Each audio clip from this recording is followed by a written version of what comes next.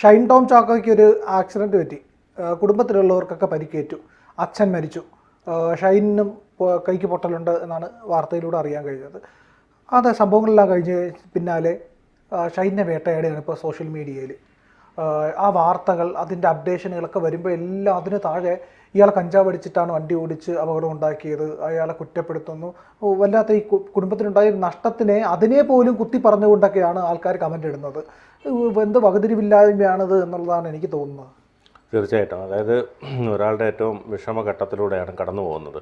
കാരണം സ്വന്തം അച്ഛനും അമ്മയും തനിക്കുള്ള ചികിത്സയ്ക്ക് വേണ്ടി കൊണ്ടുപോയ സമയത്ത് അച്ഛനെ നഷ്ടപ്പെടുമ്പോൾ ഉണ്ടാകുന്ന ആ മകൻ്റെ ഒരു വേദന ആരും ഉൾക്കൊള്ളുന്നില്ല എന്നുള്ളതാണ് യാഥാർത്ഥ്യം. കാരണം അത്രയധികം വിഷമത്തോടു കൂടി ഇരിക്കേണ്ട ഒരു കുടുംബം, അയാളിനി എത്ര ക്രിമിനലോ അല്ലെങ്കിൽ എന്തോ ആയിക്കോട്ടെ, കഞ്ചാവ് വലിക്കുന്നതോ അതൊന്നും ഈ സമയത്ത് പറയേണ്ടതല്ല. ശരിക്കും പറഞ്ഞാൽ ഈ സമയത്ത് അയാൾക്കൊപ്പം നിൽക്കുക എന്നുള്ളതാണ്. അയാളുടെ മുൻ കാമുകി പോലും അയാളോടൊപ്പം നിൽക്കാൻ വേണ്ടി ഞാൻ കൂടെ ഉണ്ട് എന്ന് പറയുന്നുണ്ട്. അപ്പോൾ സ്വാഭാവികമായിട്ടും ഷൈൻ ടോം ചാക്കോയെ സംബന്ധിച്ചിടത്തോളം വലിയൊരു ദുരന്തം അഭിമുഖീകരിച്ച് വന്നിരിക്കുകയാണ്. അതുമാത്രമല്ല, ഈ ഷൈൻ ടോം ചാക്കോയുടെ അച്ഛൻ ഭയങ്കര പ്രോത്സാഹനമാണ് ഷൈൻ ടോം ചാക്കോയ്ക്ക് നൽകിക്കൊണ്ടിരുന്നത്. കാരണം സിനിമാ അഭിനയത്തിലുമൊക്കെ അതെല്ലാം അദ്ദേഹവും കാണും, പ്രോത്സാഹിപ്പിക്കുകയൊക്കെ ചെയ്യും.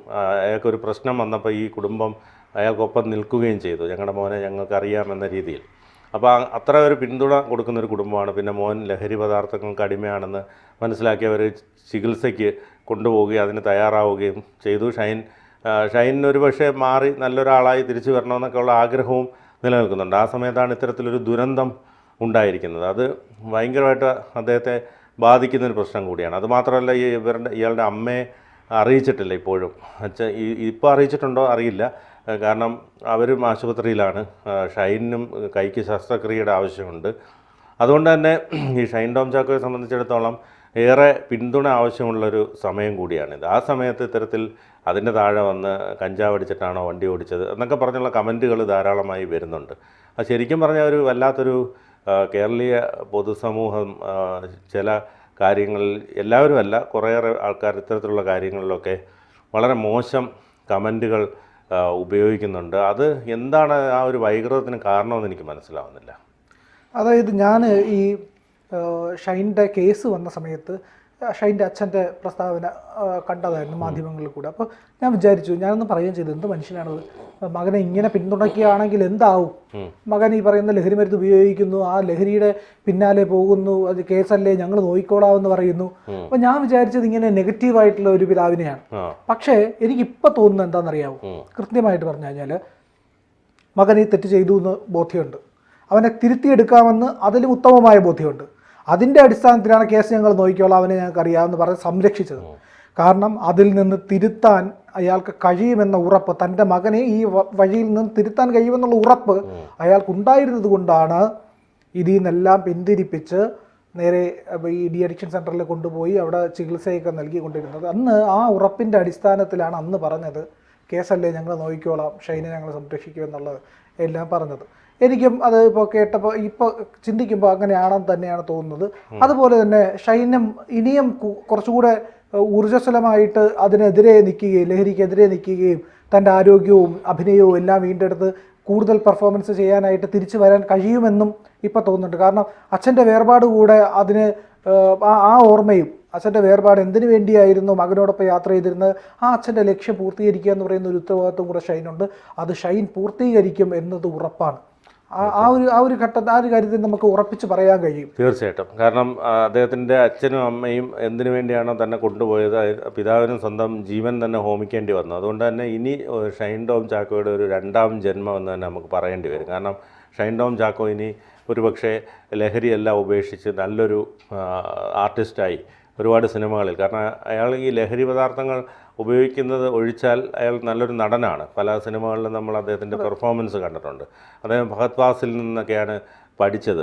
അതായത് ഫഹദ് ആദ്യം അഭിനയിക്കുമ്പോൾ കൗതുകത്തോടെ നോക്കി നിൽക്കുമായിരുന്നു എന്നൊക്കെ പറഞ്ഞിട്ട് പറയുന്നുണ്ട് ഷൈൻ ടോം ചാക്കോ. പണ്ട് മുതലേ വിചാരിച്ചിരുന്നത് മമ്മൂട്ടി, മോഹൻലാൽ, സുരേഷ് ഗോപി എന്നിവരെ പോലെ വലിയ ശരീരവും വലിയ സൈസും ഹൈറ്റും ഒക്കെ സിനിമാ നടന്മാർക്ക് വേണം എന്നായിരുന്നു ഷൈൻ ടോം ചാക്കോയുടെ ഒരു മനസ്സിലുണ്ടായിരുന്ന ഒരു സങ്കല്പം. അതുകൊണ്ട് തനിക്കൊരിക്കലും ഒരു സിനിമാ നടനാകാൻ കഴിയില്ല എന്നൊക്കെ അയാളുടെ മനസ്സിലുണ്ടായിരുന്നു. അതുകൊണ്ട് തന്നെയാണ് അയാൾ ആദ്യം അസിസ്റ്റൻ്റായൊക്കെ പോകുന്നത്. പക്ഷേ പിന്നീട് ഫഹദ് ഫാസിലിനെ കണ്ടപ്പോൾ, ഫഹദ് ഫാസിലിൻ്റെ അഭിനയം കണ്ടപ്പോൾ ഈ ശരീരം, ഈ മുടിയില്ല, ഇതൊക്കെ കൊണ്ട് എന്ത് മനോഹരമായി അഭിനയിക്കുന്നു, അപ്പോൾ എനിക്കും പറ്റുമല്ലോ എന്ന് പറഞ്ഞ് അതിൽ നിന്നാണ് അയാൾ സിനിമയിലേക്ക് പിന്നീട് വരികയും പല കഥാപാത്രങ്ങൾ ചെയ്യുകയൊക്കെ ചെയ്തത്. സ്വാഭാവികമായും ഷൈനിന് ഒരുപാട് അവസരങ്ങളും കിട്ടി. ഈ നമ്മൾ ശ്രദ്ധിച്ചാൽ അറിയാം, ഈ ഇത്തരത്തിൽ ലഹരി പദാർത്ഥങ്ങൾ ഉപയോഗിക്കുന്ന ആളാണെങ്കിൽ പോലും ഷൈൻ എല്ലാ സിനിമകളിലും ഉണ്ട്. മിക്കവാറും എല്ലാ സിനിമകളിലും ഷൈൻ്റെ സാന്നിധ്യമുണ്ട്. നമ്മൾ ഏത് സിനിമ, ന്യൂജൻ സിനിമകളെടുത്ത് നോക്കിയാൽ അതിലെല്ലാം ഷൈൻ ടോം ചാക്കോ ഉണ്ട്. ഈ കഞ്ചാവൊക്കെ വലിക്കുന്നവരാണെങ്കിൽ, കൃത്യസമയം പാലിക്കാത്തവരാണെങ്കിൽ ഞാൻ നിർമ്മാതാക്കൾ വിളിച്ച് വരുത്തില്ലല്ലോ. അപ്പോൾ സ്വാഭാവികമായിട്ട് നല്ല പ്രതിഭയുണ്ട്. ഈ ലഹരി പദാർത്ഥങ്ങൾ കൂടി ഉപേക്ഷിക്കുകയാണെങ്കിൽ ഷൈനിനൊരു നല്ല ഒരു ഉയർച്ച, ഇപ്പോൾ ഉള്ളതിനേക്കാൾ കൂടുതൽ ഉയർച്ചയും വലിയ അവസരങ്ങളൊക്കെ കിട്ടുമെന്നാണ് പ്രതീക്ഷിക്കുന്നത്. തീർച്ചയായും അങ്ങനെ ഒരു കേപ്പബിലിറ്റി ഉള്ള നടൻ തന്നെയാണ്. ഞാൻ പല സിനിമകളിലും ശ്രദ്ധിച്ചിട്ടുണ്ട് ഷൈൻ്റെ അഭിനയ മികവ്.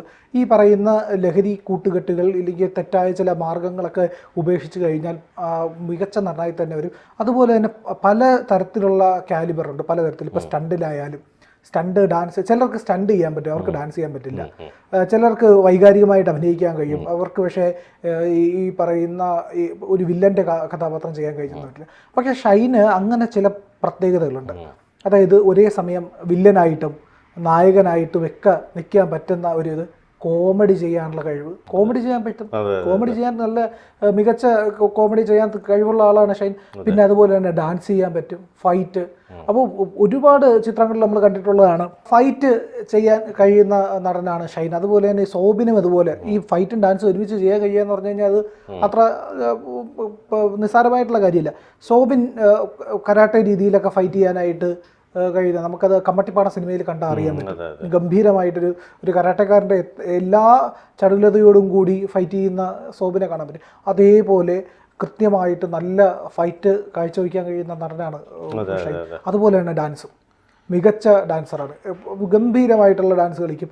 പിന്നെ മുഖത്ത് ഈ ഭാവങ്ങൾ വരുത്താറുണ്ടല്ലോ, ഒരു വില്ലൻ്റെ ആയാലും ശരി തന്നെ, ഒരു വൈകാരികമായിട്ടുള്ള ഭാവമായാലും ശരി, റൊമാൻസ് വരുന്നുണ്ട്. റൊമാൻസ് ആണെങ്കിലും ശരി, കോമഡി പ്രിയം പറഞ്ഞാൽ അടികോ അമികോ എന്ന് പറഞ്ഞ സിനിമ വേറെ കോമഡിയാണ് ചെയ്തിരിക്കുന്നത്. അപ്പം ഇങ്ങനെ വ്യത്യസ്തമായ കാര്യങ്ങൾ ചെയ്യാൻ കഴിയുന്ന ഒരു നടന് വലിയ അവസരമാണ് മലയാള സിനിമയിലുള്ളത്.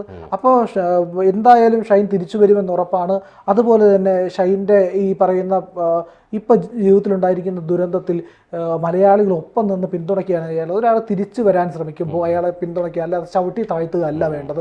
അപ്പോൾ കമൻ്റ് ഇടുമ്പോഴത്തേക്കും ഒന്ന് ആലോചിക്കണം, നിങ്ങളുടെ കുടുംബത്തിൽ ഇങ്ങനെ ഒരാളുണ്ട്, അയാൾക്കാണ് സംഭവിക്കുന്നതെങ്കിൽ എങ്ങനെയായിരിക്കും, ഇങ്ങനെ എല്ലാവരും കൂടെ അടച്ചാക്ഷേപിക്കുകയും ആക്രമിക്കുകയും ചെയ്താൽ എത്രത്തോളം വേദനിക്കും, അയാളുടെ തിരിച്ചുവരവിനെ എത്രത്തോളം ബാധിക്കുമെന്നുള്ളത്. അപ്പോൾ അതുകൊണ്ട് പരമാവധി പിന്തുണയ്ക്കുകയാണ് വേണ്ടത്. ഷൈനെ പോലൊരു നടൻ തിരിച്ചു വരുന്നത് കൊണ്ട് മലയാള സിനിമയ്ക്ക് വലിയ പുരോഗതി ഉണ്ടാവും, വലിയ മാറ്റങ്ങളുണ്ടാവും, വലിയ മികച്ച സംഭാവനകളുണ്ടാവും, അതിൽ സംശയമില്ല. അപ്പോൾ കമൻ്റ് ഇടുന്നവർ ആത്മപരിശോധനയ്ക്ക് തയ്യാറാവണം.